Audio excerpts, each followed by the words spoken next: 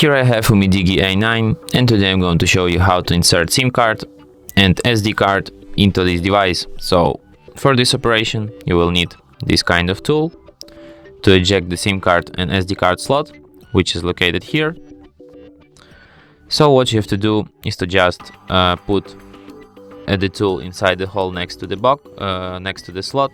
The slot will come out, then you can eject it, and here you have to put your SD card and right next to it your SIM card, and then just like this put it back inside your device.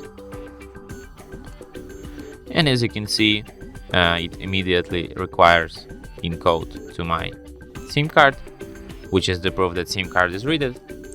Let's enter our PIN, and there is also notification SanDisk found, which is the proof that SD card is also read.